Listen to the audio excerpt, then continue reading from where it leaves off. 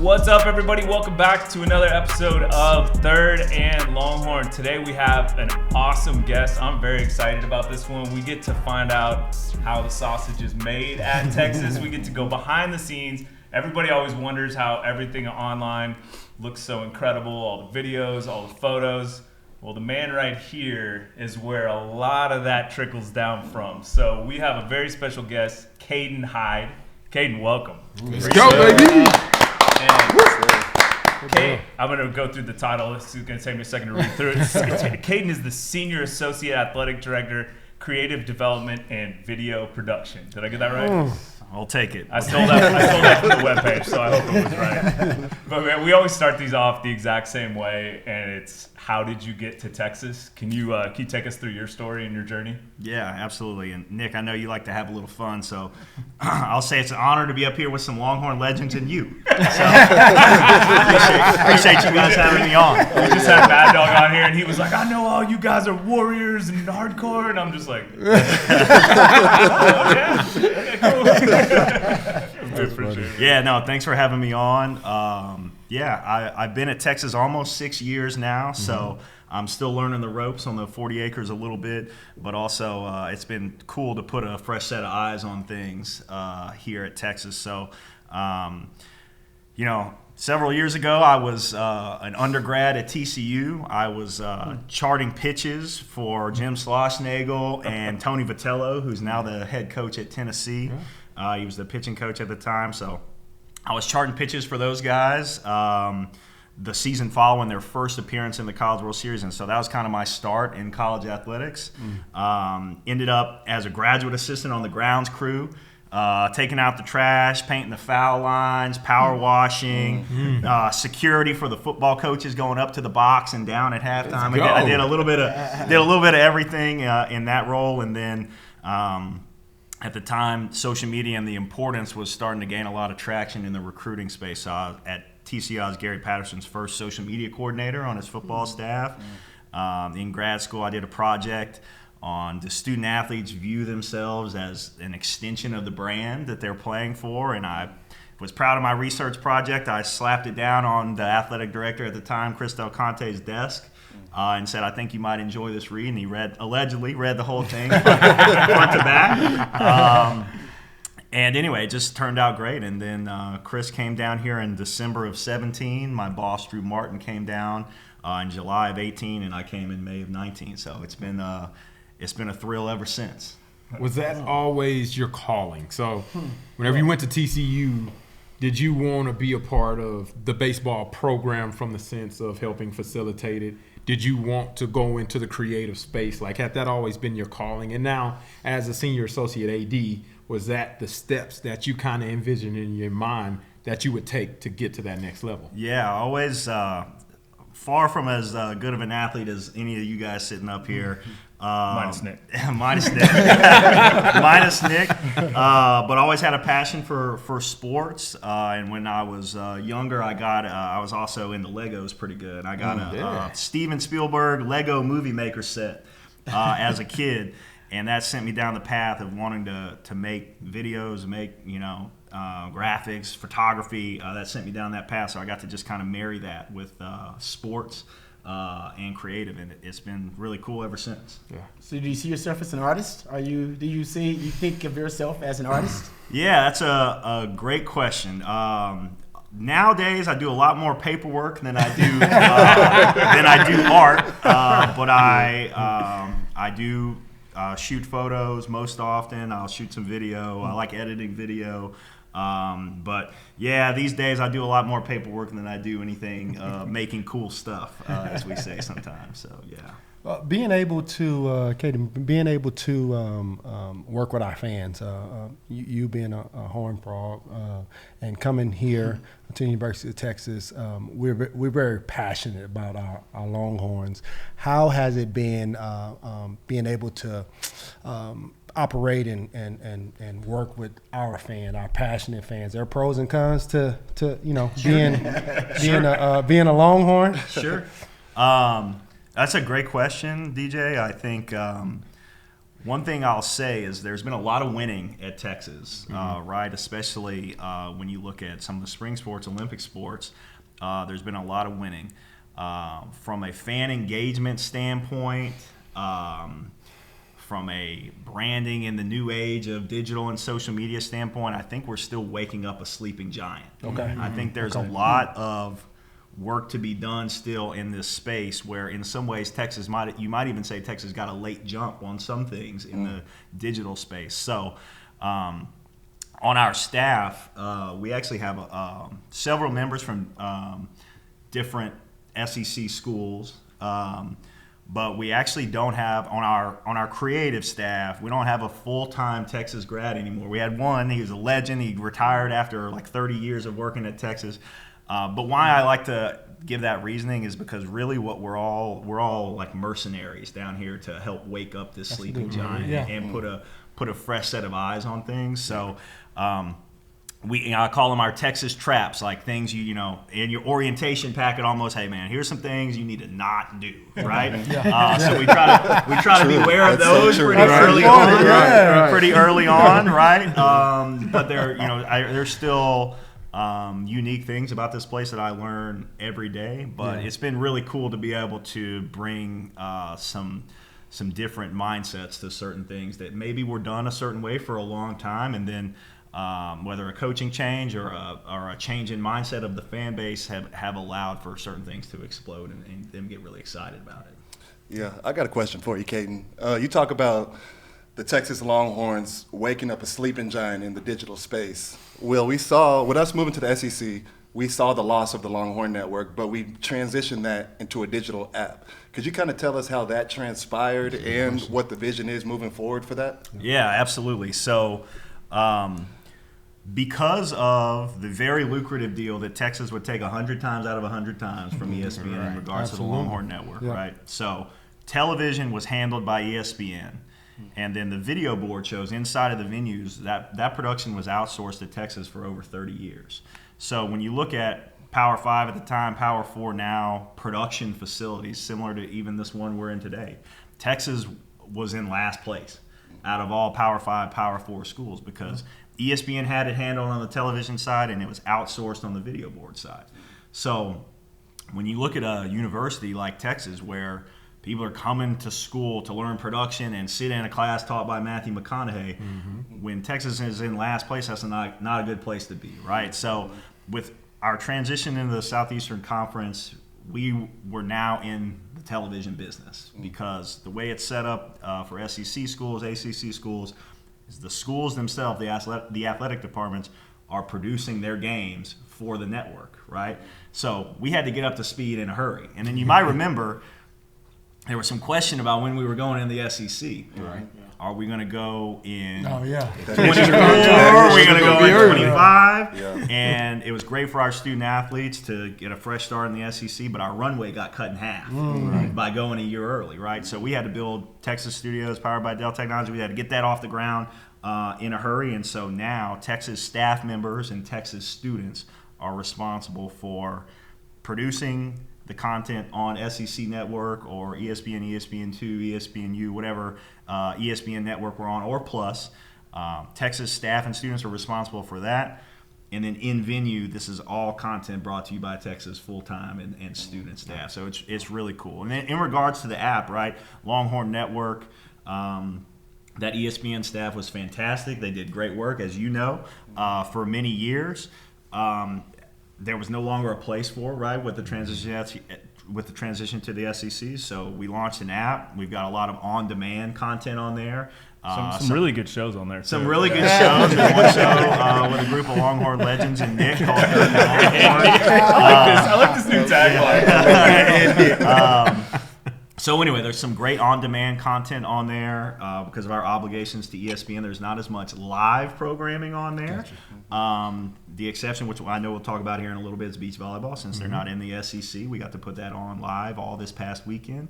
But anyway, so that's kind of a quick snapshot of where we had to get in a hurry in the production space. But the linear channel Longhorn Network, now a free app, that's become quite the project of mine. Yeah, and I'll shameless plug it. Like, for those of you out there who don't have this, we're not being paid to say this. Like, it's an awesome app. You can get it on your TV. Absolutely. It's a standalone. It operates just like any other app on your TV. Same with your phone. It's easy. Lots of good stuff on demand there. I can't recommend it enough, and I mean that.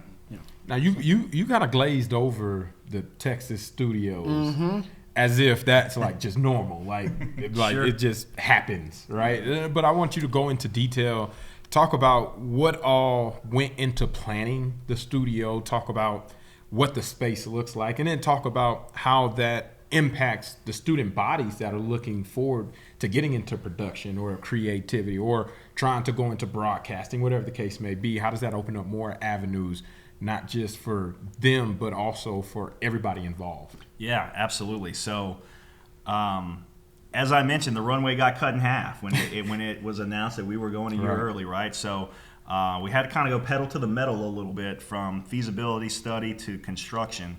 And as you guys know, Darrell K. Roll at Texas Memorial Stadium just turned 100 years old this year. So trying to find a place to put a television production facility in a 100-year-old stadium, not an easy task. Finding some snacks. Yeah, not an easy task. So Jeff Honnell from our creative staff, he's now with heading up the creative for the Houston Astros, was instrumental. Head broadcast engineer Matt Alvarado was instrumental in taking a space which you guys would have formerly known as the Tea Room. It's since moved, but that space, gutting it, and then building 4 production control rooms, a central server room, a studio space similar to this one. That all started from nothing really. So it was pretty impressive, sizable investment from Texas. And then as part of it, Vivo Video Productions, which is a Moody College initiative, allows students to get hands-on work with cameras, cables, in a control room, certain things they were certainly not able to do before. So it's been really cool. It's a great partnership with Moody College. And it's just really an exciting thing. We got the exciting time. We got to cut the ribbon on that this summer in August. And like I said, to build a multi-million-dollar production facility in a 100-year-old stadium is quite the feat. We've got very talented, hardworking people in that space every day that I'm just thankful for them to even make it possible to get on the air or to get a signal on the video board every day. It's pretty impressive. Well, mentioning the stadium, you've created one of the best on-field productions in NCAA football. When you talk about the drones, you talk about the video boards. Yeah, boy. Going to a Texas game, it's a sight to see. It's awesome, and it's come a long way. What went into that transition, and where is it going moving forward? Yeah, it's a great question. Certainly things have evolved since you guys last suited up in DKR. It's pretty cool to see. It's a partnership of a lot of different departments inside of athletics, everyone from the business office who has to make sure the contracts are in, to marketing, game presentation, communications. Really, everyone's got a heavy hand in that. And one of the cooler examples, which I know we'll talk about some more in a minute too, was the Clemson playoff game, where we kind of got to cherry pick some of the best activations from throughout the season and throw it all in one game. So if you were a Clemson fan who got to make it to DKR from that game, you probably left thinking like, that was a pretty good football game, but holy crap, that there was something going on every time out. So we certainly do not have interest in trying to take credit for Coach Sark and his staff's coaching and the level of talent that they're recruiting, because the product on the field speaks for itself. They're extremely talented, but keeping the fans engaged and creating a home field advantage is certainly easier when the team's really good. But we've found a way to get them a little more in the game. And if nothing else, have a little more wow factor. So it's been really cool to be a part of. Chris Del Conte's fan-first mindset that he's instilled in all of us at Texas. So it's really important that fans who, as he'll say, use their discretionary income to come watch the Texas Longhorns leave having a great experience, thinking that was one of the coolest things they'll do, in their year or their lifetime, whatever the case may be. So we try to throw a lot of stuff at it, and that Clemson game was quite the example of throwing a lot of stuff at it. I want to quick transition to across the street. We talk about the Moody Center, right? Being able, whenever I go to the basketball game, men or women, the fan experience is awesome there. What has that building? Because that used to be for us back in the day. That was C-Lot, right? C-Lot parking. What, no parking in Yeah. Get a lot of tickets there. Let's But being able to have the Moody Center there, how is that experience? I mean, it even though it's a nice building and a lot of bells and whistles in there, has that been a great process since it's been here last few years? Sure. I don't know the C-Lot quite like you fellas, but I was here for the Irwin Center. And working there, I was here for the groundbreaking ceremony of the Moody Center, which was right before a men's basketball game, where fans got to come have some free food and stuff, and then walk over to the men's basketball game. So it's been pretty cool to see that building go from a parking lot to the best arena in college athletics. So you'll hear. We always enjoy hearing from post-game press conferences of the visiting coaches who come in, and some reporter will always throw us a bone. Hey, what'd you think of the Moody Center? And it's always cool to hear their notes, and we take pride in it also. So we're very interested in creating a home court advantage inside of Moody Center, but also it's a brand new building with really impressive technology. The projectors, the 16 projectors inside of the arena are really cool, where you get to turn off all the lights for the intro video and other moments where you can just have a complete immersive experience for fans, and you get to stop for a second and just look around and say, this is pretty dang cool. So it was a blank canvas, right? We went from a parking lot to a state-of-the-art building, and then the stats don't just appear on the screen, right? You got to build it, and it's got to be consumable. And it was really overwhelming at the beginning there when you got a brand new arena and you're like, how the heck are we going to make this look good? But also, even a lower standard where our fans don't riot, be based on just like them not liking how stats are displayed or something, right? A lot of blank canvas in there. Yeah, a lot of blank canvas, but our crew does a great job populating it with useful stats, but also really cool content. So they have a invested initiative to entertain our fans, engage our fans, and inform them as well. So it may be your stats at the free throw line for the day, or it may be a call to action to get on your feet and make some noise so the opposing player misses their free throw. So it's really cool to see that venue from a hole in the ground, and you had to have a hard hat on, to it full of fans creating home court advantage. Hey, Caten, you've spoken about how you think student athletes are an extension of the program's brand. You work closely with student athletes to help them kind of maximize that personal brand. What are the main bullet points in the blueprint of helping student athletes kind of tell their story or maximize their brand exposure? Yeah, that's a great question. We get that fairly regularly. And so often, like personal branding or build your brand are like these buzzwords that get thrown around, and there's no substance to the conversation. Our staff is phenomenal, from our student athlete development staff to our creative staff, on taking student athletes who have an interest under their wings and helping them build their brand. And building your brand isn't just posting more on social media, which is one of the number one takeaways we tell our student athletes is, you're not posting enough. You hadn't posted since prom, right? So that's one of our main things that we say. But also, where did you sit in class today? Did you sit in the front row or the back row? That's part of your brand, right? That's true. Everything from your email signature to a professor, to where you sat in class, you last posted, which post you liked. All those things are part of your brand, and getting student athletes to have that realization is fun for us. We really enjoy that part of our job, especially for me, where I already mentioned I have to sit around and do a lot of paperwork, but a student athlete will come with a question about, hey, so-and-so brand might have passed over me this time, but how could I, position myself as a slam dunk for that kind of brand deal next time? We really enjoy that kind of work. Yeah. I got a question now. Considering the relationship that you had with CDC prior to coming to Texas, what do you think place so much emphasis and importance on creative? And with Texas being kind of last in the leaderboard, like you mentioned, how is that a task that you thought, hey, I'm the person for this to be able to get them up to speed and then above and beyond where everybody else is? Yeah, that's a great question, Fozzy. So one example I'll use just for a moment, Texas baseball has this storied history, right? Mm-hmm. Player taken in every draft, most appearances in Omaha, all the things, right?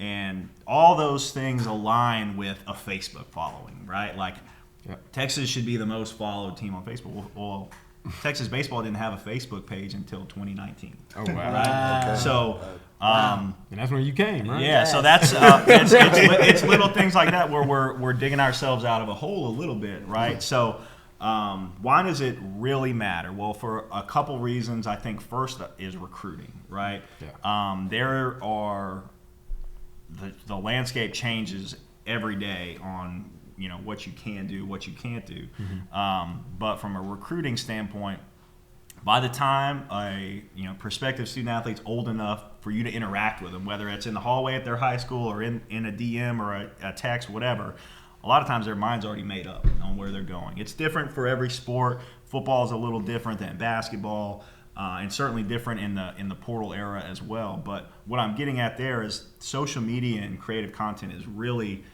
the only way to ensure you're top of mind for someone, because someone's phone is always on them, right? Always. So if they open up Instagram, what can you do algorithm-wise or engaging content-wise to ensure Texas is there when they open their phone? So first I would say is recruiting. It's really important.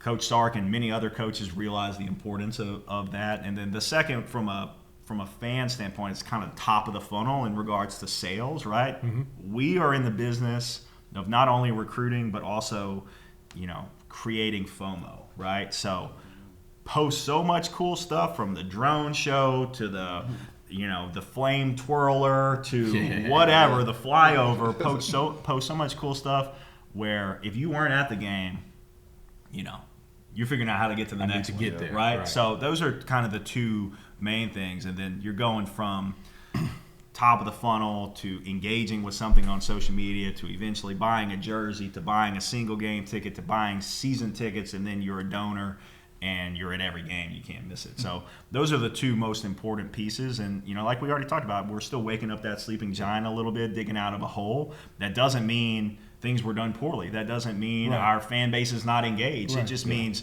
it's a new touch point that we were a little bit late getting to. Quick follow-up. Oh, my fault. Quick follow-up. How much power do you possess? Like, if you say, I want to put 2 drone shows at halftime, like, you could be like, yeah, we getting 2 drone We're shows. trying to figure out who to text. Right. Or is it a chain that you got to follow? Yeah. Like, I need to know, man. That's Put a my great name question. in the drones real quick. I'll send you my Venmo. We might can work something out.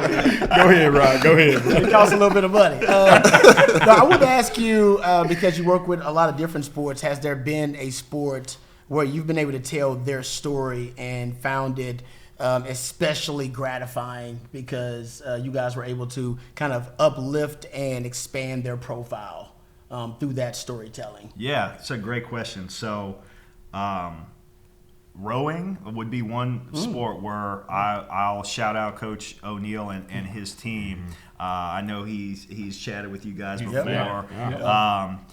Rowing, not a lot of schools have rowing. We didn't have rowing, at my previous stop. So in 2021, coming out of COVID, we're going through the spring is always crazy on how we're going to cover stuff, right? Mm-hmm. And we'll have people with cameras literally coast to coast and sometimes internationally, depending on, certain teams' trips.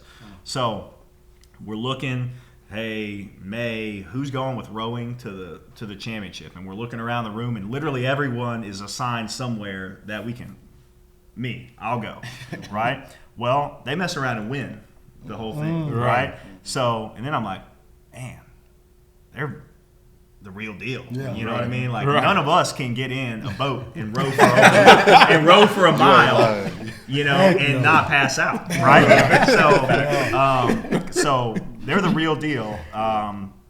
Getting to experience that with them, I was in the photography role or photo and video role that first year.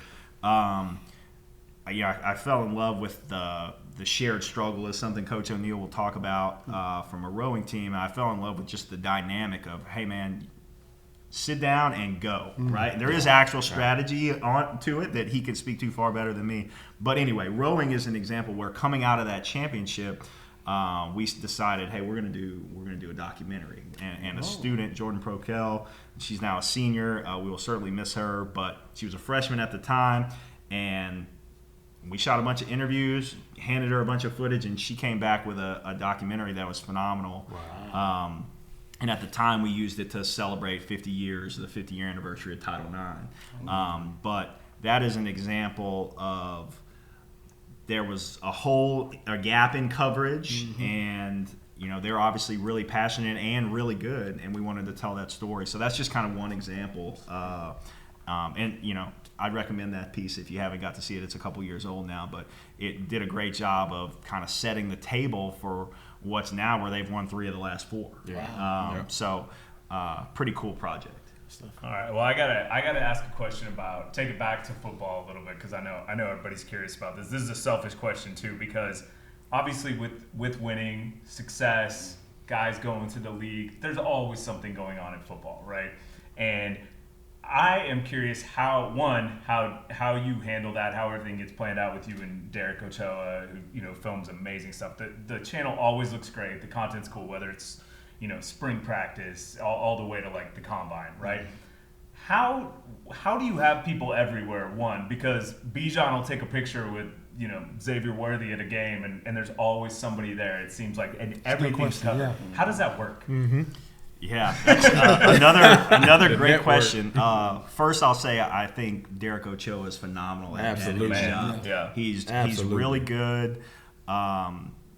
Sometimes I'll use the reference of like create a player where the rest of us normal people got to make ourselves on a video game because we're not on there, right? You guys would have just played with yourself on the video game. But, to be able to, use your maximum points for creativity or shooting or editing and not have that many holes, and still be able to hold a conversation. Like, there are extremely talented people in our field that, hey, you sit in that dark room and you make stuff all day and you don't talk to anybody. Right? There's plenty of people like that do phenomenal work. But he's not an example of that because he can have a great conversation. He would be great with you guys, in a conversation, and being extremely talented while doing it. So he's great to work with. Leading up to a football game, we'll have a shot list meeting. Devin Kane from our social staff helps lead that on our end, where we go from every sponsor activation to who's playing LCL before the game to is there a post-game drone show or silent disco. We'll go literally from the beginning of the day to the end of the day on where cameras need to be to ensure we're capturing everything. The spring is wildly hard, I can tell you that. The fall is a little bit of an optical illusion.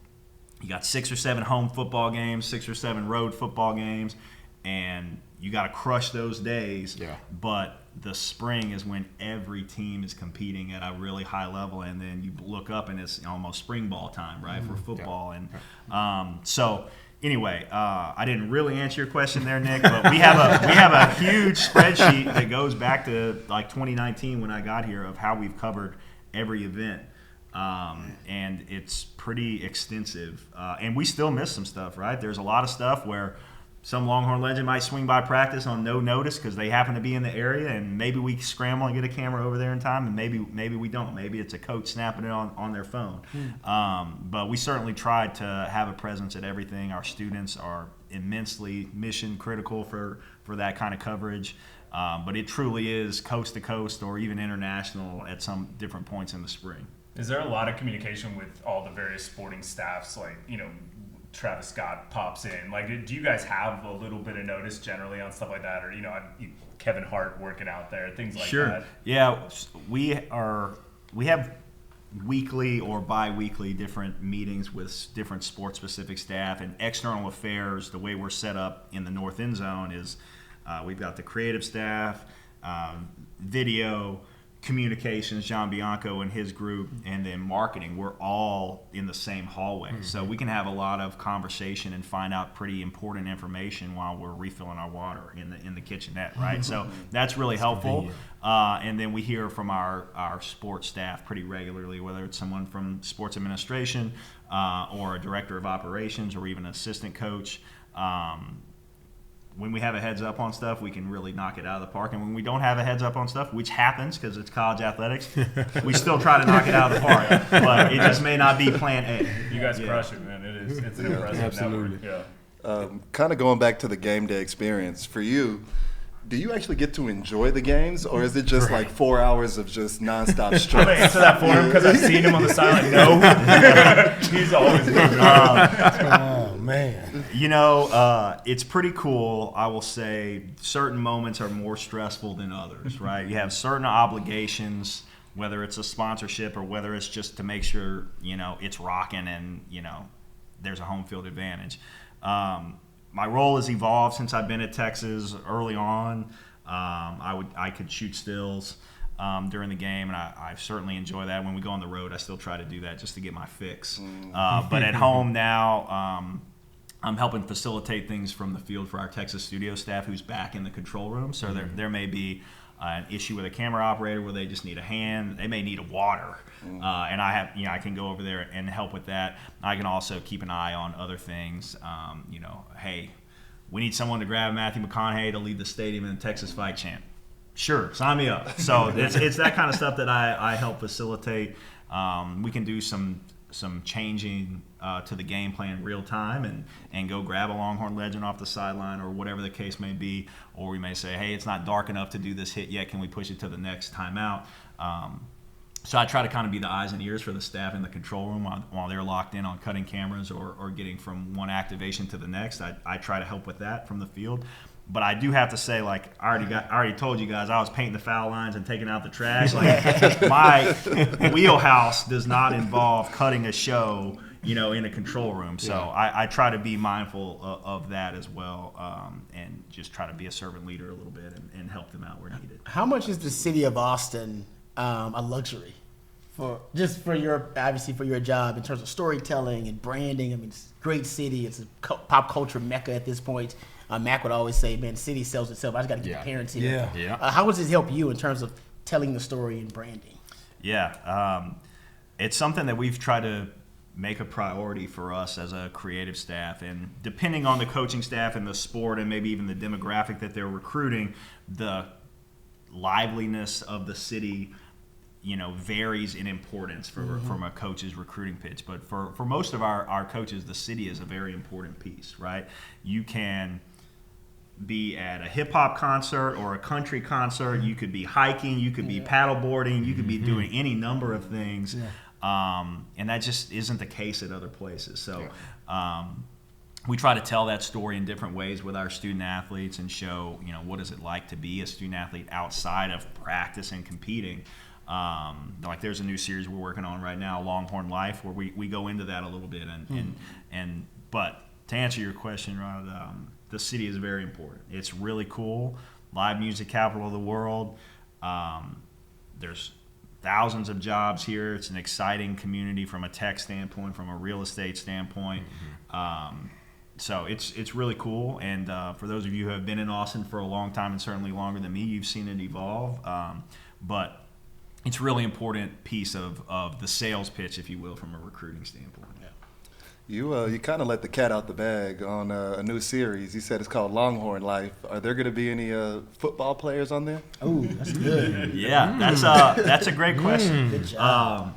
We've got a few things to pitch to Coach Sark still. Okay. Can't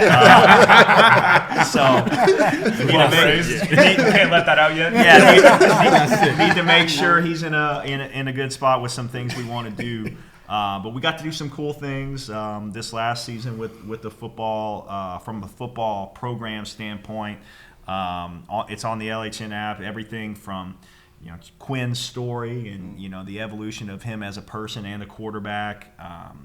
We profiled what's it like to get a team to Michigan and back, everything from the equipment and setting up the locker room to the flights and the meals. We got to tell some of that story. Somehow, because of a long NFL career, this year was you called the game, I think, Colt McCoy. Yep. It was his first time coming back, and his first game with his kids was the weekend that he went into the Hall of Honor. So it's cool profiles like that we've gotten to do, and we certainly look forward to doing more of those. It's really, storytelling is, kind of, earlier we talked about a calling, right? It's kind of our calling. So there's certainly a lot of interest around the Texas Longhorns football team all the time, but especially of late. So we look forward to diving into some more of that for sure. I have an idea though, because you guys do great work. Put my name in the drum. I feel like we can do better than this one idea. No. Because we were talking to, because Jeremy Hill tells a great story of Case McCoy and that run in the end of the game. And it's just hilarious, the story that he tells. And I've always heard guys like, Casey Studdard and, VY talk about, the touchdown, the game-winning touchdown in the Rose Bowl. You guys should do basically a segment, whatever, where it's one play, a famous play, 4th and 13. I like this. And everybody's perspective on it. Get Quinn, get Jake Majors. I love that. Right, Just to hear Golden talk about it. Get everybody, and then because you'll get so many great stories about it. On one play. It's one play. Yeah. 4th and 13 play. Yeah. Rod ain't slick. He trying to get another job. Y'all know that boy got like 5. He got 5 jobs already. That boy ain't slick. But Longhorn fans, they love those iconic plays. No, that's great. And they just love the different points of view and love stories that. and It's a everything. great idea. I hope we don't owe you royalties. That's a great idea. Gave that away for free. Speaking No of great longer ideas, intellectual property. speaking of great ideas, I know we talked about this when we did the recruiting show for the signing day. My favorite series that you guys have done is the rating of the horns down. I think it's hilarious. Have the cheerleaders go by. It cracked me awesome. up. Can you tell us how that came about and where that came from? Yes, I'd love to get everyone's take on it before I leave today also. But the Michigan trip was a day of up and back for me and a couple on our staff. And we were on the band plane with Cheer and Palm. And then we have an intern with our shop. She helps save my life, honestly, on a daily basis. Her name's Megan. She's a cheerleader, and she's a twin. And Julia, who later became the star of Rating Horns Down, is her twin. And so we're on the band plane with Cheer and Palm and for this Michigan trip. And we cut it a little close probably on getting to the stadium. So we're on this bus kind of weaving through traffic in Ann Arbor, and everyone is giving Horns Down. And she's just looking out the window a couple seats in front of her behind Devin Kane and me from our staff. And she's just critiquing these horns down out the bus window as people are driving by. And we're like, this is hilarious. This is really good. So anyway, because of Megan, her sister, working with us and just having a great dynamic with Blair, who's their coach. She's phenomenal, by the way. We're like, we need to do this. Yeah. And a cheerleader is the perfect candidate to bring light to this situation. So that's something where we loved it. And it turned out great. Our fans, we rolled the dice a little bit. Like, that's something where I probably couldn't imagine Texas doing a series like that five or six years ago. But she was just doing it for fun on a bus ride stuck in traffic outside of the big house. And we're like, we need to do this. So we rolled the dice. People ate it up, and we ended up doing several more. And she so spunky and so quick-witted. She had some zingers in there, and just living rent-free is pretty phenomenal. So that's a series that, like I said, I think there wasn't an immense amount of skill required to do that series. It's just a little bit of a fresh set of eyes of like, Texas fans aren't actually offended by this. Like, let's give it a go. Yep. Yeah. Where I don't know if Texas would have attempted that, a few years ago. When they're winning a lot of games, you can do stuff like that. It makes a difference. People are a lot less No sensitive. question. Yeah. No question about it. I want to go back to you being in the field a little bit. You always just mention, that's something that you grew up liking and doing in your college days, and you try to do it on the away games with some of the steals. But how has that affected the way that you perceive basically the creative content that goes out? And then tell me the differences of your experiences of dealing with a recorded piece versus doing the live piece, like whenever we did the show or doing beach volleyball. How does that contrast and compare with each other? Yeah. So photography is its own beast. A lot of people will tell you that photography is harder than video, because if you're shooting video, you may be running at the camera, you're out of focus, and then you're in focus, and then we follow you the rest of the way. But photography, it's one frame for all of time to tell a story. I didn't think about that. So it's pretty cool to see that. Video, you can't print out a video and hang it on your wall, right? Like my office is full of canvases of photos that I've taken, or other people on our staff or students have taken. So that's really cool to be able to have a tangible thing that you can leave with. From a creative video standpoint, different techniques come and go, but it's still storytelling, right? And one thing that's really important to us too is capitalizing even on losses, because it's really important to hear a coach's message about how you're going to get up off the mat and come back and win the next one. So from a creative video standpoint, you have the ability to run something by a coach. Hey, in your post game, speech, I got you saying this. How do you feel about that? Good, not today. Whatever their answer is okay. Live, man, it is what it is. It is what it is, right? So obviously, our direct deposit comes from Texas. We have a vested interest to ensure our coaches and student athletes and staff are represented in the best possible way. Absolutely. But at the end of the day, it is live. We're adjusting, whether it's one of our pitchers throwing a no-hitter or a no-hitter getting thrown against us. You got to adjust on the fly. The good news is, though, Fozzy, is we have a lot of very talented and good people that we work with, where almost anything can be a discussion or up for healthy debate on why an approach should be taken over another one. So a lot of those discussions may last all of 5 seconds, right? Yeah. And so a song may come on or a video may play, and you might be sitting in your seat thinking, why is that playing right there? And ultimately, it's just how it goes. You've got to make some quick decisions. And we like where we're at far more often than we, feel like we're in a bad spot. Right. But yeah, you got to kind of roll with the punches on the live side for sure. I got a random question. Do you guys use any AI technology? You know what? That's a great question. So a couple years ago, for May the 4th, right? The fake Star May Wars the 4th be holiday. with you? Yeah. Come on, man. A couple years ago, Subliminal message. we had, Bevo as a stormtrooper generated by AI. Yeah. The fans did not appreciate it. They did not appreciate it. So Did not fly. it did not fly. So we choose our spots. Ultimately, it is a helpful tool on the photography side. It might be really dark lighting. You might be able to cheat, some grain out of an image because of AI. You might be able to ideate using AI, like, hey, what would it look like if we did whatever? And then you kind of use that as a mood board to set a direction.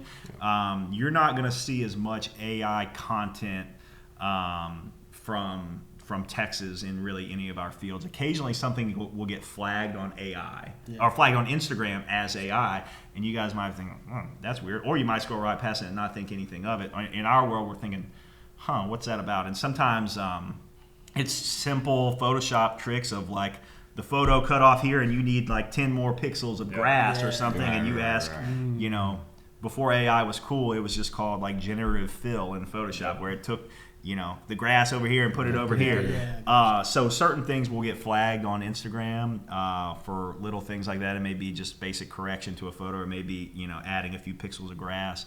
But it's a great question. Right now, we haven't found our exact home for it in a way that the fan base will embrace. But it is certainly top of mind, and even cutting up longer form stuff where you may be taking 4 cameras and going down to one export.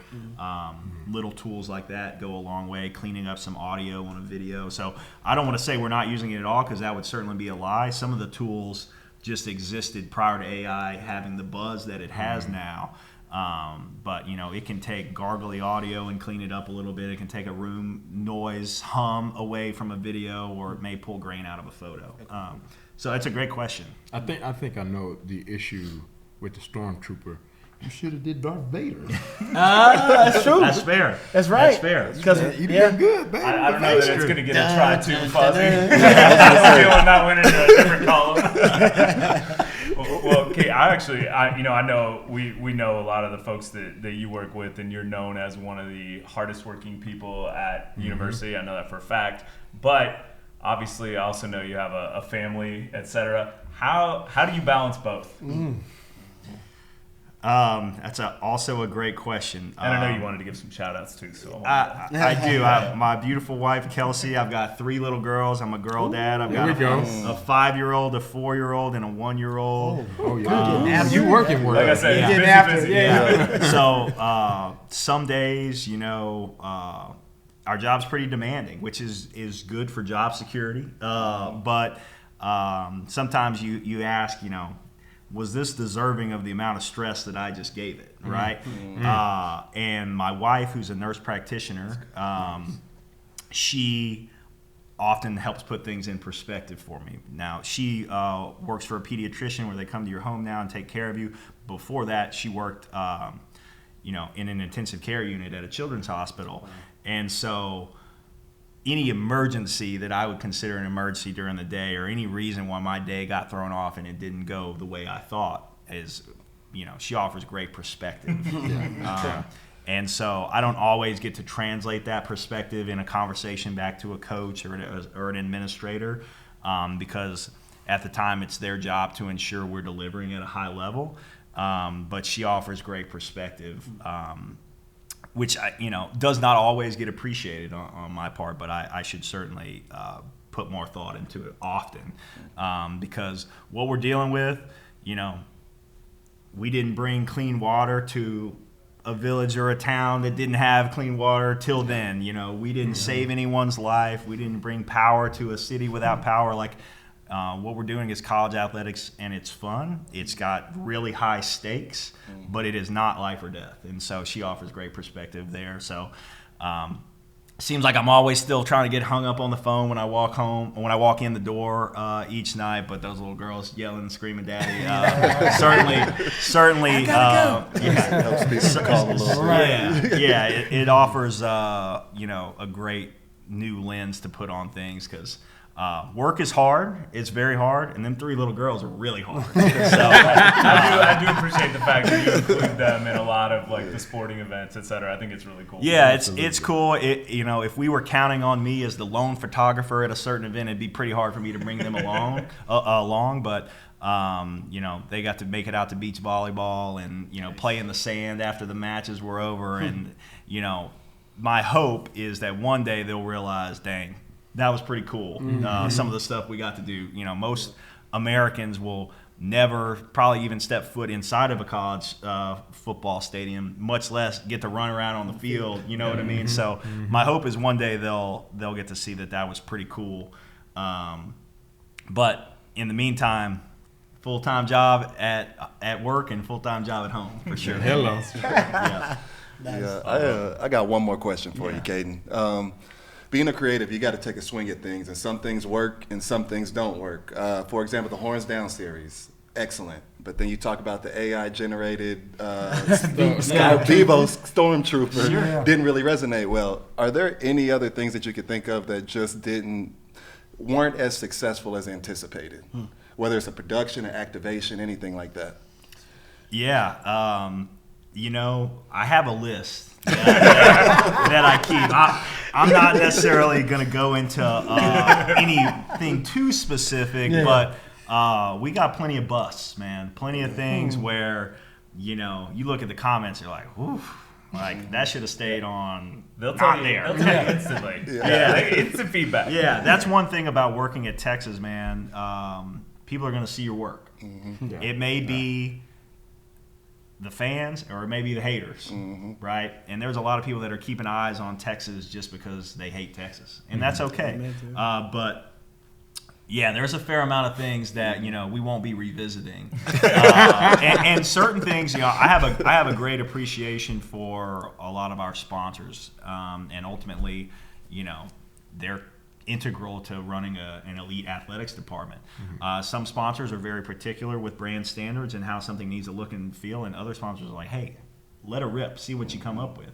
And sometimes, we'll be like, all right, this is a very niche category. Right. How do we make it so that Texas fans, will like it? And we'll think we'll have a slam dunk, and it'll be like, oh, you know what? The comments indicate that was not a slam dunk. But ultimately, the beauty of it is you're a couple posts away from that being buried, and you move on. Yeah, that's so true. But yeah, we had plenty of lessons learned there, and it's harder for a student athlete who is under a lot of pressure and maybe even feeling personally attacked after a performance to turn the page than it is for us to be like, oh, that didn't work. Next.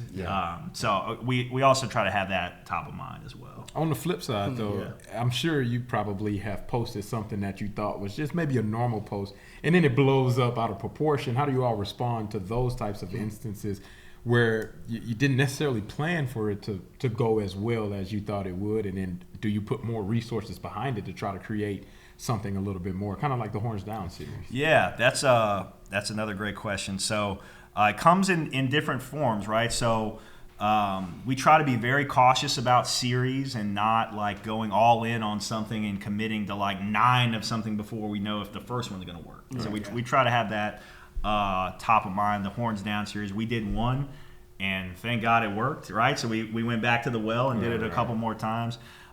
There's other things, like one post in particular, it would have been the Texas Tech game 2 seasons ago. Someone throws their tortilla for a kickoff. I'm in the south end zone, and it hits me, and I take the ink pen out of my pocket and carve an L into the tortilla, throw it down on the in the end zone, take a photo of it, and our fan base thinks it's hilarious. Right? So there's little things like that just happen organically.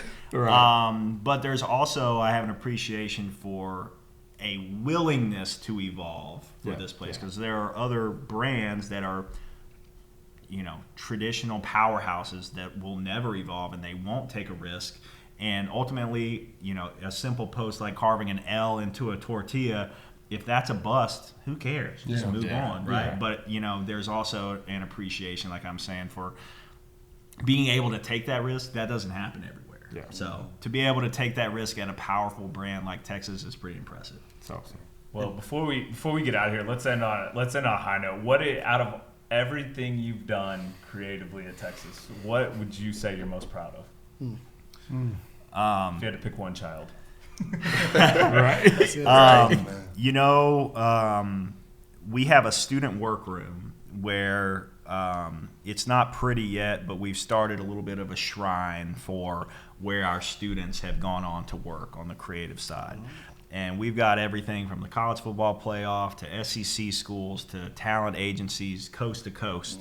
And that's what I'm most proud of is our students. And all we've really provided is a chance for them. Well, I don't have any interest in taking credit for their work or their growth. We provided reps. There are plenty of reps to be had at Texas, as we talked about literally in the spring. We're coast to coast begging people to travel with a certain team because they're going to win and we need a camera there. So we've provided the reps and the opportunity. They've taken the ownership. They've taken the pride in their work. So if I had to pick one thing, I'd say our students is what I'm most proud of. because when I got here, we had one intern. Her name's Angela. She's gone on to do great things, most recently with Players Tribune in New York as a photographer and working there.